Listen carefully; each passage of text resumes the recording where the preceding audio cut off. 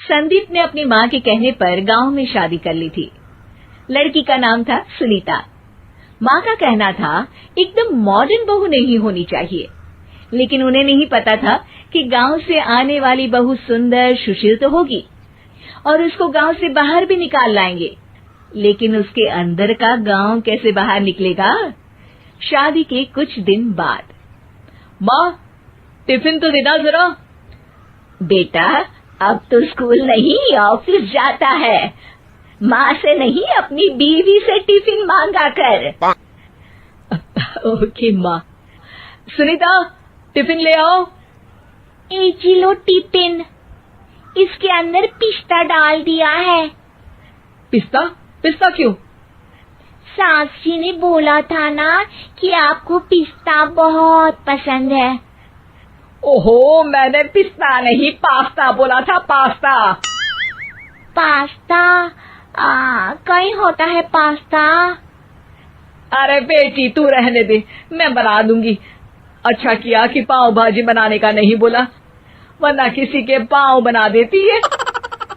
सुनीता को बुरा लगता है, लेकिन उसकी नादान हरकतें कम नहीं होती। ऐसे ही एक दिन, अरे तुमने ये क्या लगाया है? अरे आप वो फूस फूस करके लगाते हैं ना, वही। डियो? का दियो? किसको दियो? अरे वही ना जिससे खुशबू आती है। हाँ हाँ सही पकड़े हैं। अच्छा लेकर तो आना। कौन सा डियो लगाया तुमने?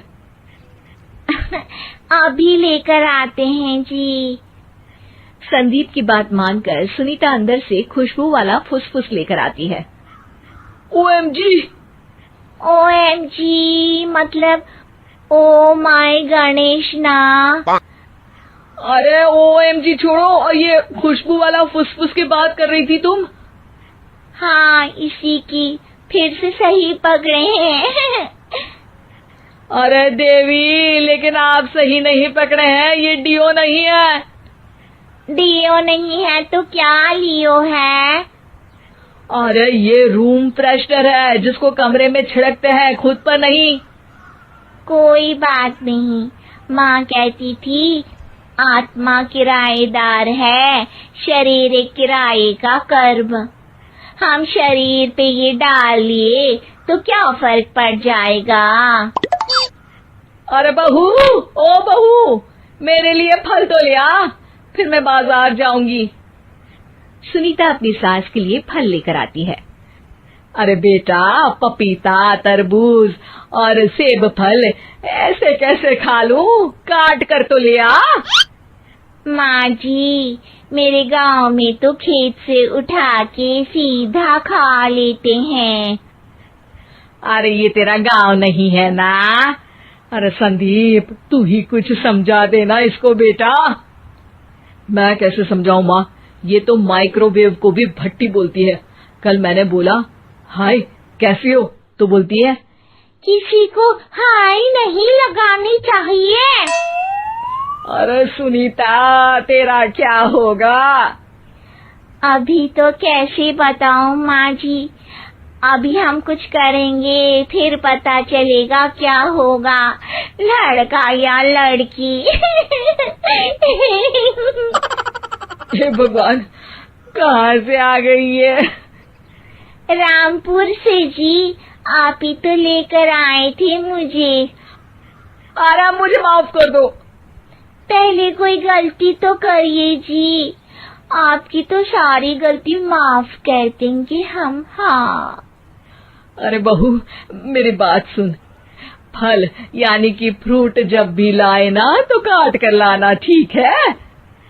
जी ठीक है माँ जी, फल यानी फ्रूट यानी काट के लाऊंगी। सुनीता रोज ही कोई ऐसी हरकत कर देती जिसकी वजह से उसे घर में दो बातें सुननी पड़ती। एक दिन, माँ मेरे बॉस घर पर आने वाले हैं शाम को, उनका बर्थडे है, फैमिली साथ नहीं रहती उनके, तो यही पार्टी कर लेंगे। उनको अच्छा लगा तो शायद मेरा प्रमोशन भी हो जाएगा।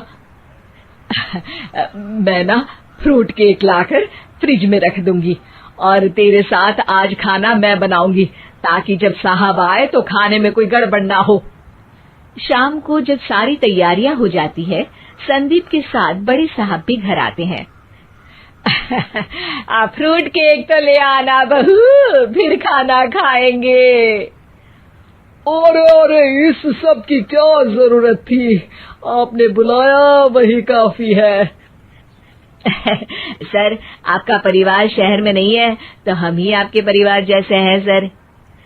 इतने में ही सुनीता फ्रूट केक लेकर आती है और बड़े साहब की टेबल पर रख देती है और जैसे ही केक के ऊपर का बॉक्स हटाती है, ओह, ये क्या है? केक तो कटा हुआ है। मैं तो ऐसा नहीं लाई थी। आप मुझे शाबाशी दे सकती है माँ जी, मैंने ही केक काट दिया। आपने कहा था ना, फल यानी फ्रूट यानी हमेशा काट के लाना। तो फ्रूट केक भी तो फ्रूट ही है ना, तो मैंने पहले ही काट लिया। हूँ ना मैं समझदार। अरे बहू, ये क्या किया? केक हमेशा वही काटता है जिसका जन्मदिन होता है। तुझे एक बात भी समझ नहीं आती, एक नंबर की बेवकूफ है। पूरा माहौल बिगड़ चुका था।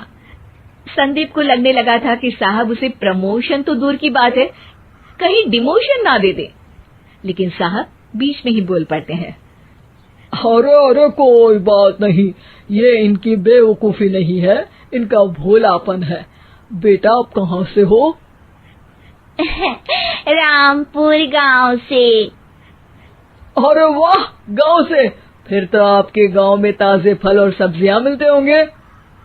हाँ, सही पकड़े हैं। हम तो काटते भी नहीं, सीधा खा लेते हैं। मैं ना एक बार तुम्हारे गांव घूमने जरूर चलूंगा। क्यों संदीप, ले चलोगे ना? मुझे गांव घूमना बहुत पसंद है।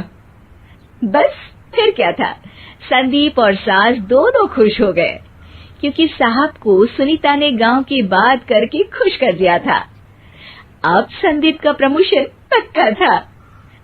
शिक्षा, कभी भी किसी भी गलती पर घबराना नहीं चाहिए।